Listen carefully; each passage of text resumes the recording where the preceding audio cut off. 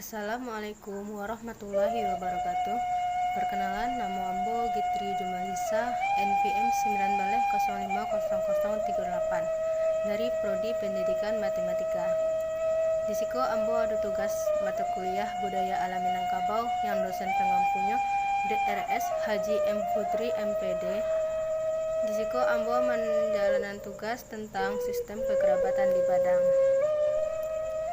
Sistem kekerabatan merupakan sistem keturunan yang dianut suku bangsa tertentu yang berdasarkan garis ibu, ayah, ataupun keduanya.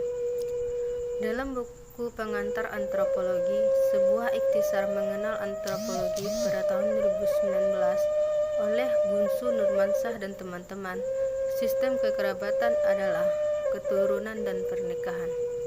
Hubungan kekerabatan adalah salah satu prinsip dalam mengelompokkan individu ke kelompok sosial, peran, kategori, dan silsilah. Sistem kekerabatan yang ada di Padang yaitu sistem kekerabatan matrilineal, di mana sistem matrilineal yaitu sistem keturunan ditarik menurut garis ibu, di mana kedudukan anak perempuan lebih unggul dibandingkan anak laki-laki. Sistem matrilineal mempunyai ciri-ciri. Yang pertama, keturunan dihitung menurut garis ibu. Yang kedua, suku terbentuk menurut garis ibu. Dengan prinsip ini, seorang anak akan mengambil suku ibunya.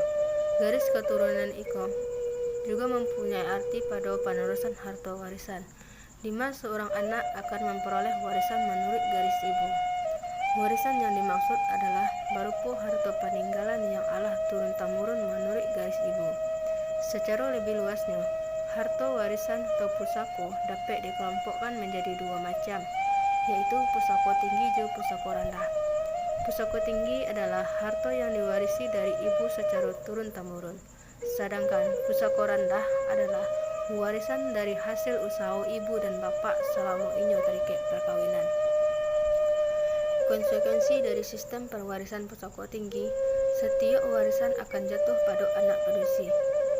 Anak laki-laki tidak mempunyai hak untuk memiliki, tapi hanya ada hak untuk mengusahakan. Sedangkan anak padusi mempunyai hak memiliki sampai diwariskan pula kepada anaknya.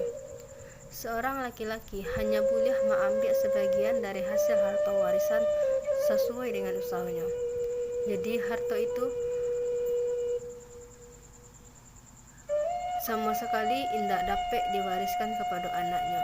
Kalau inya meninggal, jadi harta itu akan balik kepada ibunya atau kepada adik padusi dan kemenakannya. Yang ketiga, tiap orang diharuskan kawin dengan orang luar sukunya. Yang keempat, pembalasan dendam merupakan satu kewajiban bagi seluruh suku. 5.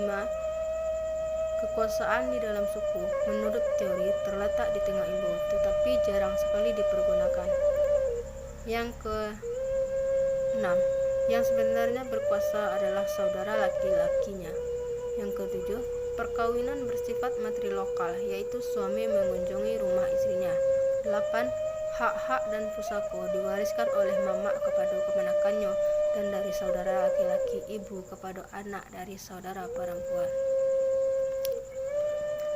Pada sistem kekerabatan niko, peranan penghulu dan nenek mama itu boleh dikatakan sebagai faktor penentu dan juga sebagai indikator apakah mekanisme sistem matrilineal itu berjalan dengan semestinya atau tidak. Jadi keberadaan sistem ini tidak hanya terletak pada kedudukan dan peranan kaum perempuan saja, tetapi punya hubung kait yang sangat kuat dengan institusi nenek mama di dalam sebuah kaum, suku, ataupun klan.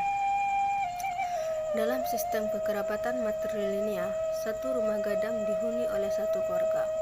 Rumah ini berfungsi untuk kegiatan-kegiatan adat dan tempat tinggal.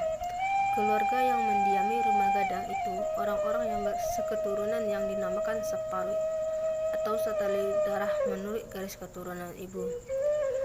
Anggotanya terdiri dari ibu, anak laki-laki dan anak perempuan dari ibu, saudara laki-laki ibu, saudara perempuan ibu serta dengan anaknya, atau cucu-cucu ibu dari anak perempuan, itulah yang disebut saparoi.